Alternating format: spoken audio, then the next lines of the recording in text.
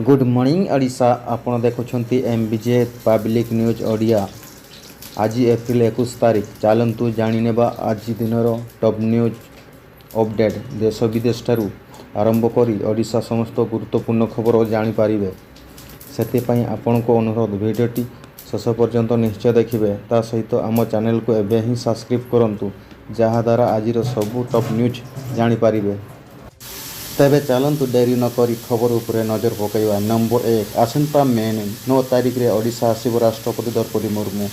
तेबे सूचना अनुसार आसंता मासरे ओडिशा आसबे राष्ट्रपति द्रौपदी मुर्मू। आसंता मे 9 तारिख रे बारिपदा स्थित महाराजा श्रीराम भोजदेव विश्वविद्यालय रे 12तम समावर्तन उत्सव जोग देवाई ओडिशा गस्तरे आसबे महामहिम राष्ट्रपति।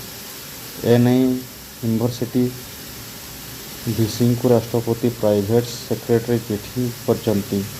राष्ट्रपति हेबा परे द्रौपदी मुर्मू यह प्रथम बारिपदा गस्त अर्थात राष्ट्रपति हेबा परे से प्रथम थर पर निज जन्मभूमि आसबे। द्रौपदी मुर्मू राष्ट्रपति हेबा परे द्रौपदी मुर्मू 2 थर ओडिशा आसते प्रथम थर पर राष्ट्रपति भाव मयूरभंज आसुचंती। सेपटे राष्ट्रपति गस्त को नहीं छात्र छात्री उत्साहित देखाई देइछंती। पूर्वर महामहिम ओडिशा आसी निजे पढ़ुवा रमादेवी विश्वविद्यालय रे समावर्तन उत्सव योगदान करथिले। वर्तमान देखिबा परवर्ती खबर। खरा छुट्टी जून 16 जाए बंद रहिबो राज्य सबु स्कूल और अंगनवाड़ी। एबे सूचना अनुसार ओडिशा सरकार शुक्रवार ठारू राज्यर समस्त सरकार और बेसरकारी स्कूल ग्रीष्मकालीन छुट्टी घोषणा करछंती। एही समय सबु स्कूल प्रथम रु द्वादश श्रेणी जाए पाठपढ़ा बंद रहिबो। यह व्यतीत राज्यर समस्त अंगनवाड़ी केन्द्र बंद रहिबो। जून मास 16 तारिख जाए यही खरा छुट्टी हेबो। एने राज्य विद्यालय और गणशिक्षा मंत्री समीर रंजन दास सूचना देछंती। वर्तमान देखिबा परवर्ती खबर। असहायक प्रवासी ओडिया पाखरे तुरंत पहुँचब सहायता। अन्य राज्यर खोलिबो सहायता कक्ष। तेज सूचना अनुसार रोजगार पर बहुत संख्यक प्रवासी ओडिया राज्य बाहर रही काम करछंती।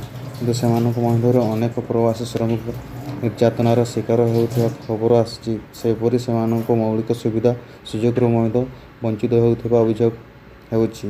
तेबे आगुको एपरि घटना राज्य श्रम विभाग सीधासलख हस्तक्षेप करिवो। असहायत प्रवासी श्रमिक पाखरे तुरंत सहायता पहुँचब। एथिपई राज्य श्रम विभाग एक 3 वर्षीय योजना प्रस्तुत करुछि। एथिलागि एक चिठा प्रस्ताव प्रस्तुत करने विभाग पक्षर एक संस्था को नियमित कर मासे 2 मास भितर चिठा प्रस्ताव आसवा पर सरकार को अनुदान नहीं ताहा कार्यकारी कराजिबो बोली जଣା पड़छि। वर्तमान देखा परवर्ती राशन कार्डधारी को बड़ उपहार मिलिबो आहुरी अनेक फायदा।